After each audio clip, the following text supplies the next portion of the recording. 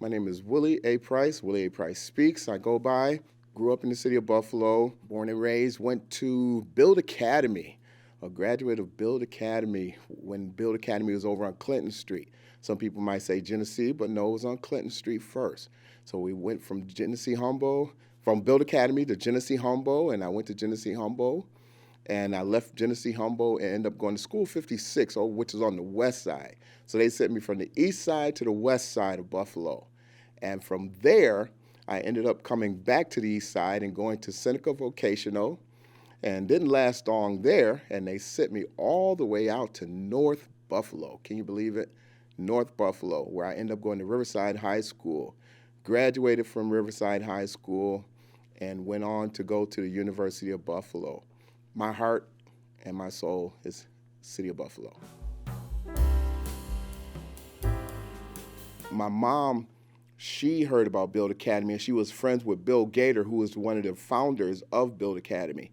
And so she sent us there because the school was all about self-esteem and self-pride and self-development, all about understanding who you are as black children.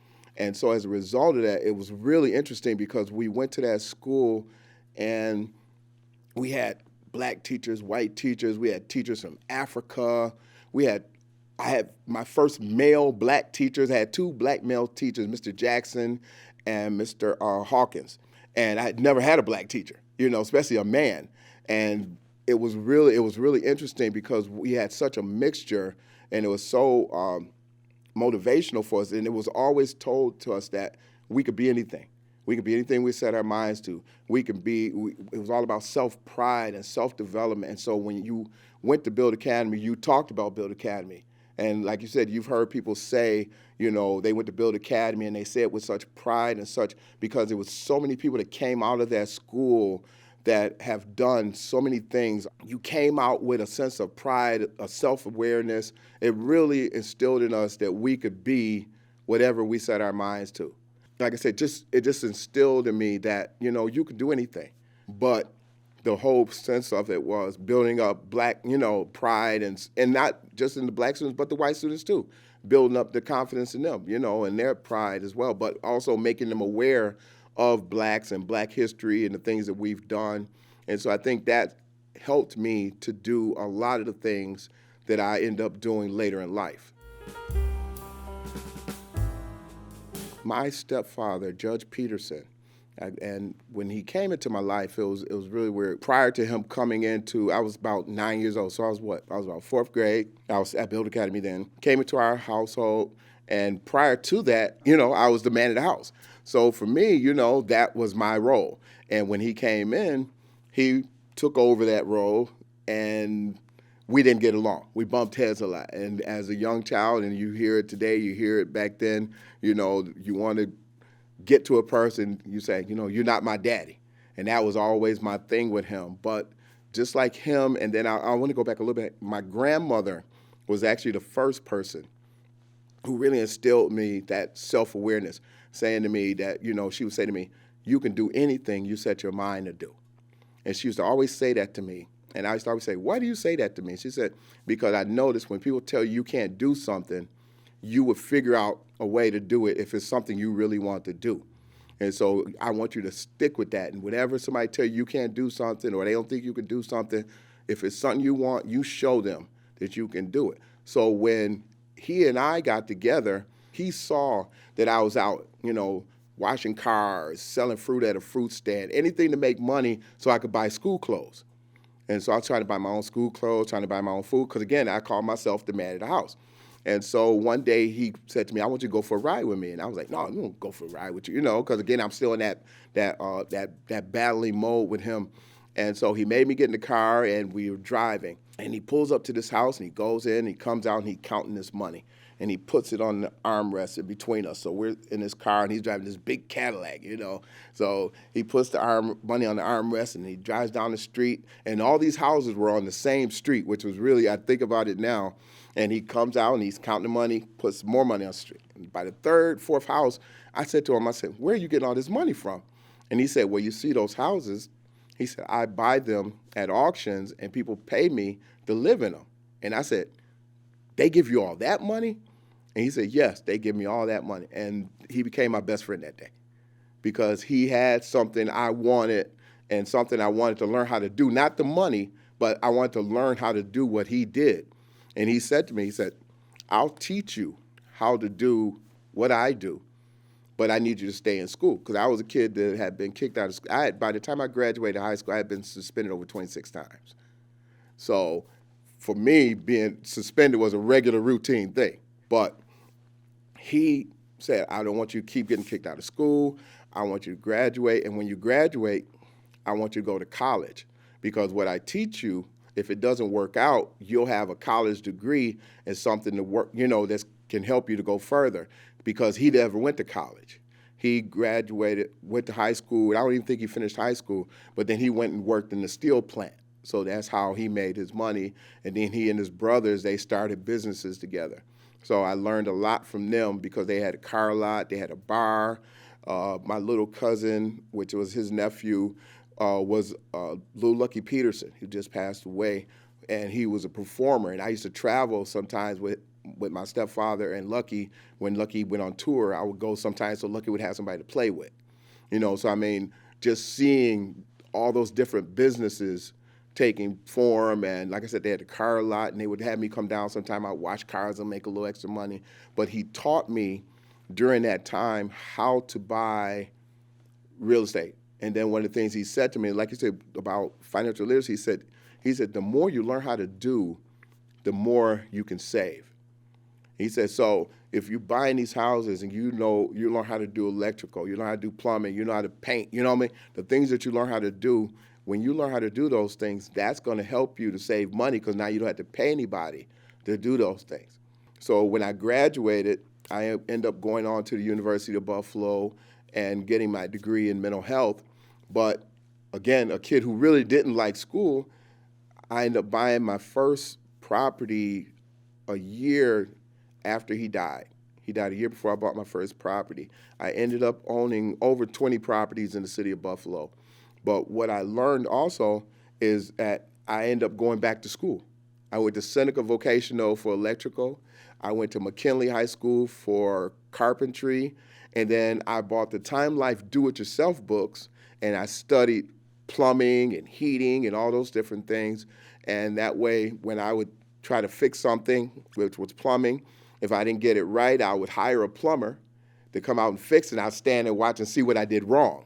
And then that way, I would know how to do it right the next time.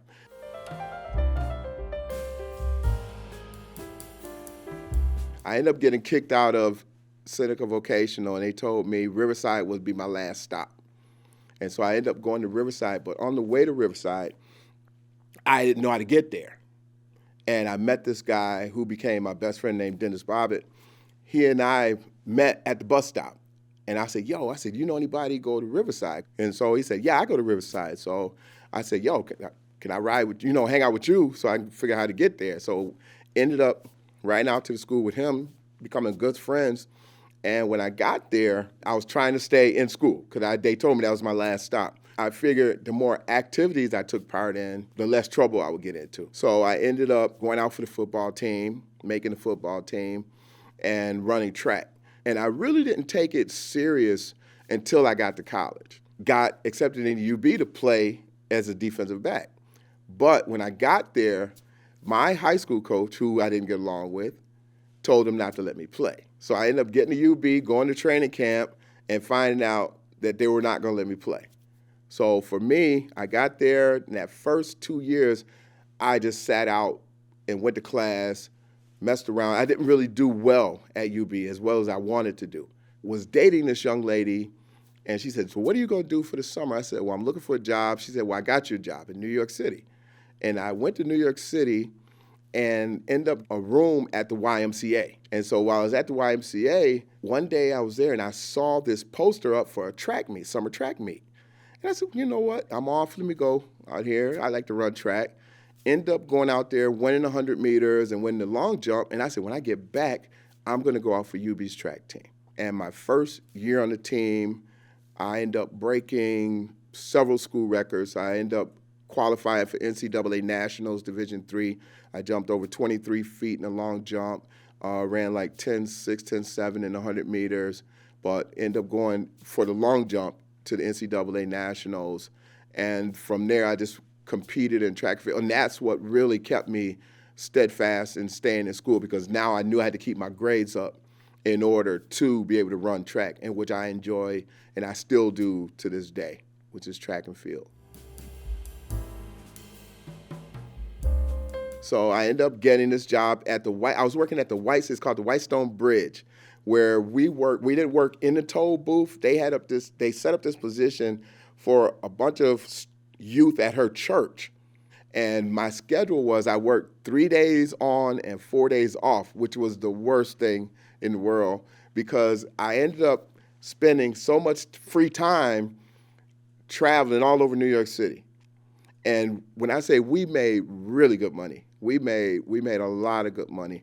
And during that time, when I graduated from Riverside High School, everybody was giving me presents and everything. And my girlfriend at the time told me my present was from her that she was pregnant and that I was going to be a father. So I'm in college, I'm working, I'm doing all these different things, and then I'm trying to run track. So I went to New York to raise money and send money back to her. And I did that, but the extra money that I had left, I spent all over every borough in New York City. So it was really enlightening.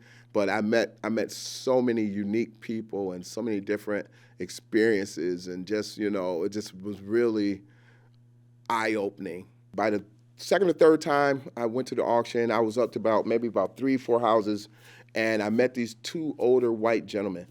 And they saw me, I'm like 20-something years old, and they said, if we would have started when we were your age, we would be multimillionaires. And they said, and they sat me down, they said, we want to tell you how to do it so you don't get yourself in trouble with the houses. When you buy a property, buy it, learn how to get it into a system, manage it, make sure it's all maintained, then buy another house. You may not buy another house the next year. You may wait 2 years, but don't just go out and try to buy a bunch of houses, because that's why I kept telling them. I said, I want to buy me a bunch of houses. I want to do, and they were like, no. He said, because you're going to end up in housing court. You're going to end up with all these problems, so forth. I end up listening to them, but then at the same time, I said, well, I need to learn how to create a system like they told me. So I went and found a property management school. And I went to school to become a registered apartment manager. And I became that, and I was listed with the National Association of Home Builders, and started doing property management for myself, as well as I started to do it for some other people, and eventually ended up owning, like I said, 20 houses in the city of Buffalo. But because I did so much work, on learning carpentry and electrical, this lady came out to me one day and she said, hey, I know you know about houses. Me and my husband about to buy a house. Can you come and look at it? And I'm like, what do you mean look at it? He said, well, just come and look at it, tell us what you think. And I was like, man, there got to be a way I can make money doing this. And went and found a school to become a home inspector.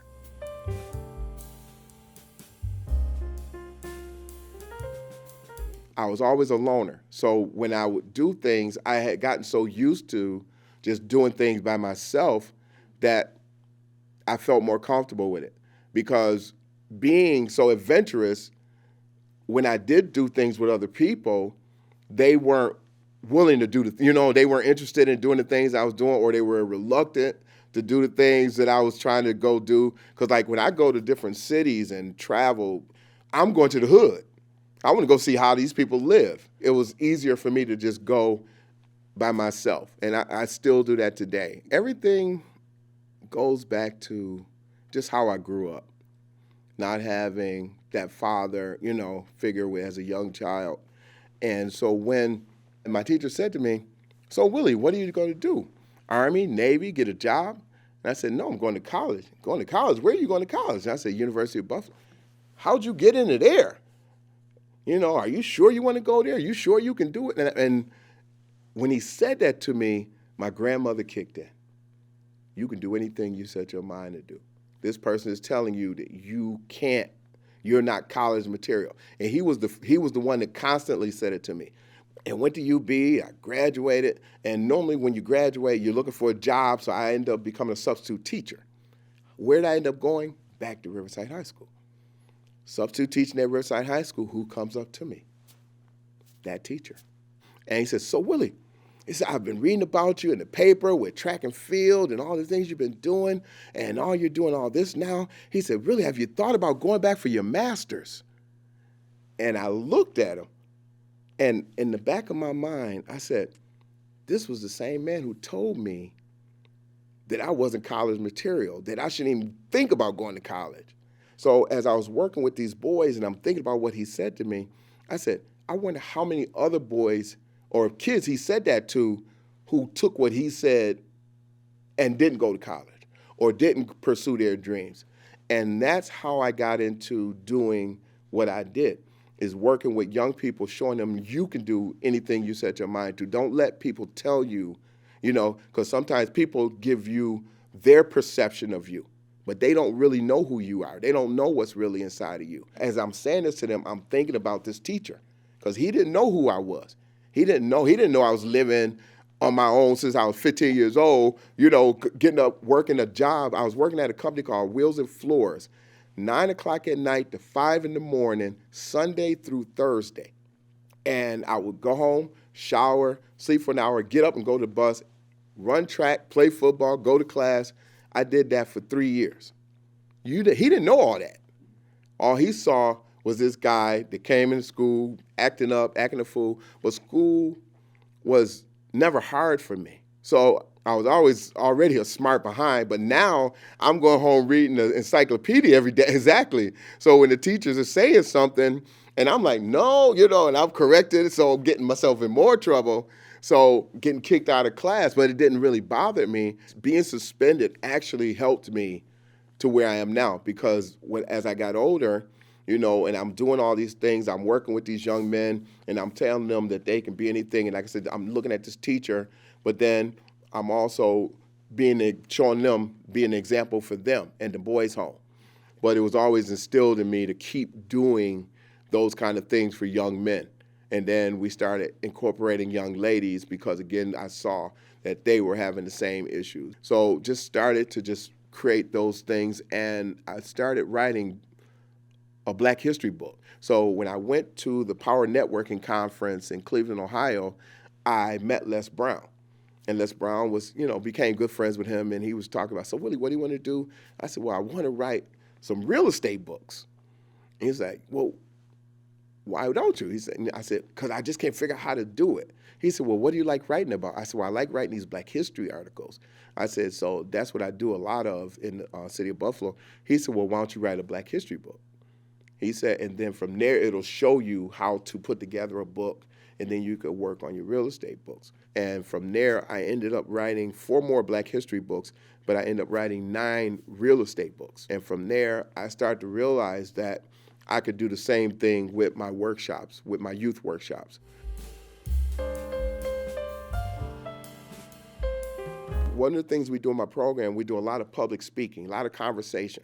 We don't do a lot of reading and writing, because that's one of the things I found is that through Dr. Jawanza Kunjufu, he says that by the time they get to 3rd and 4th grade, boys don't read and write at the level that they're supposed to be. The more you put a book in front of them, the more you try to get them to read and write, the further they fall away from the classroom, because they start to rebel because they don't have those skills. And instead of being embarrassed in front of their friends, they're going to act out so you can do what? Put them out of the classroom. So what we do in my programs, we do public speaking with them, show them videotapes and different things like that, audio books. When they first walk into the room, I play music. And I play is like normally some rap song that they know, but it's just the instrumental. So when they walk in, they hear the song, but they don't hear the words. And they'll be wired up, coming running down the hall. They get to my room, they'll walk in, they'll hear the music, and they'll be sitting there, and they'll be talking for a minute. And I'm just sitting at the desk. And they'll walk in, they'll be listening to the music, and they'll go sit down. And once they sit down and they just kind of, like, you can see the calmness, I turn the music off and I get up, boom. Hey, how's everybody doing? Who wants to tell me how their day was? Who wants to tell me how their week was? And that's how we get the conversation going. Talking about who they are. How was your day? What didn't you like about your day? What was good about it? What was bad about it? What didn't you like about that teacher? Whatever it is, the conversations we're having. And so we get them talking. And then once we get them talking about those things, talk about who they are, what they like, what they dislike, then we talk about, hey, let's talk about Did you hear about that story in the news the other day? And they say, oh, yeah, I heard about that. Well, what did you hear? And they said, but they talk about that. So now you got them talk about, current events, so you get them feeling comfortable where now they can talk about things. So now when they go to class, they may not be the best reader, but they know that if they know a subject, they can get up and talk about it. Well, can I tell you about that? I didn't read the book, but I can tell you about this, And then we talk about it's called Winning Ways. We do winning ways with them. And winning ways, winning words and winning actions are what we use. And winning words is please and thank you. And you'd be surprised how many kids don't realize just saying please and thank you how you can win somebody over. Just playing please and thank you in a conversation. Because when they see them, they go by what they see. So if they walk around with their little pants sagging, or they walk around with the frown face, that kind of thing, they look at it as an angry child. But what comes out of their mouth can change a person's perception. And then what we do is a winning action, which is a smile. And so just those kind of things, just helping them to understand that, or whatever they're going through in life, things are still going to go, they're going to go through things. But they can also make change. They can do some things to create better opportunities for themselves. They can do anything they set their minds to. I tell them, I said, there's no I can't in this classroom. We just got to figure out a way that we can. The kids that I normally get in my program are kids who were like me, getting suspended, fighting all the time, getting in trouble. And those are the kids they normally put in my program. It's preparing young men for success and not the streets. That's our motto for our program. Preparing young men for success, not the streets. So if I can show you how to win people over with a smile and say a please and thank you, how to start your own business. But the thing is, we show them as they get older 3 to 5 ways how they can make money. Now, if I show you 3 to 5 ways how you can make money, you have no reason to go sell drugs. You have no reason to steal. You have no reason to rob. All the things that you see people doing to make money, because if they could only emulate what they see. And so by showing them something else that won't result in them being put in jail or somebody shooting or whatever the case may be, it gives them a direction that they never thought of or never even seen before. And so I get excited about it because I see the changes in these young men and in the young ladies that I work with. And that I did that through, like with my track and field, even with my track and field programs, that I do the same thing with them. There is no I can't do. Talk to them. Talk to them. Nobody asks these kids what they want.